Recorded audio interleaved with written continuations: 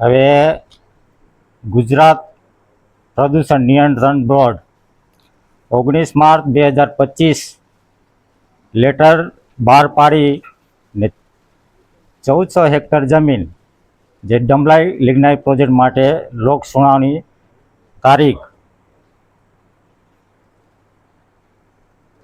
24/4/2025 રોજ રાખવામાં આવેલ છે, બરાબર। હવે એમાં આ લોકોએ પહેલો બધો સારાંશ રિપોર્ટ તૈયાર કરીને આ લોક સુનાવણી રાખવામાં આવેલ છે। હવે આ આપણો પ્રશ્ન 2019થી ચાલે છે। 2019માં આ લોકોએ ખનિજ વિજ્ઞાન ભૂસ્તરશાસ્ત્રમાંથી પત્ર લખી પંચાયત પાસે મહેસૂલી અભિપ્રાય માગેલ ને તેમાં આપણે પંચાયત દ્વારા 2019માં પણ ઠરાવમાં સંપાદન જમીન ના થાય એવો અભિપ્રાય આપેલ ને ત્યારબાદ ફરી ખનિજ વિજ્ઞાન ભૂસ્તરશાસ્ત્રી કચેરી ભરૂચથી ફરી પૂર્ણ વિચારણા માટે પંચાયતને લેટર આપી અને અભિપ્રાયો માગેલ ને જેમાં હાલ અત્યારે જે સરપંચ શ્રી સીમાબેન છે એમના હસ્તુ પણ નામાં અભિપ્રાય આપેલ છે કે અમારે જમીનો આપવાની નથી। હવે જે આપણો વિસ્તાર છે અનુસૂચિ 5માં આવે છે, બરાબર। અને એમાં પેશા નિયમો 17/1/2017થી પેશા કાયદા નિયમો બનેલા છે અને એ નિયમોમાં પંચાયતી રાજ એટલે કે પંચાયતી અમલીકરણમાં આવે છે ને એમાં જો આપણા વિસ્તારમાં ખાણ અને ખનિજો જો ઉત્પાદન મેળવવું હોય તો પહેલાં આપણે ગ્રામ સભાની પૂર્વ મંજૂરી લેવાની થાય છે। હવે આ પૂર્વ મંજૂરી આ લોકોએ લીધી નથી, છતાં બી આ પ્રકરણ અત્યારે લોક સુનાવણી અત્યાર સુધી અહીં આવી ગયેલું છે, એટલે પંચાયતના જે કાયદાઓ આપેલા છે એનું પણ આ લોકોએ હરણ કરેલું છે। બીજું કે જે આ સારાંશ લખેલો છે એમાં મેન પાવર એ લોકોએ બતાવેલો છે 817, એમાં 300 વિભાગીય અને 567 કરાર આધારિત છે।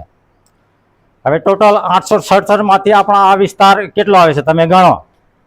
ડમલા આવે, પડાલ આવે, મોરણ આવે, પીપરીપાણ અસરગ્રસ્ત આવે, દરિયા આવે, તો આ લોકોએ એમાં ચોક્કસ માહિતી આપેલ નથી। હવે આવા મુદ્દાઓ આપણે કાઢવાના છે।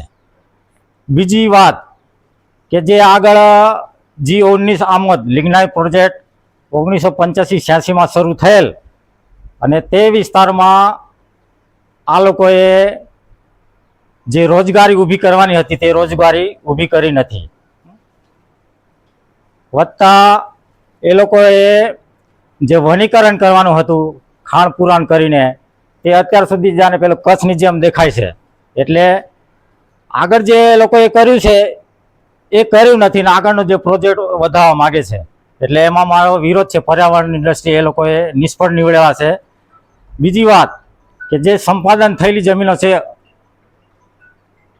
એ કે પૂરેપૂરા એમનું વળતર આપેલું છે કે કેમ ને કોર્ટમાં કેસો ચાલે છે કે કેમ।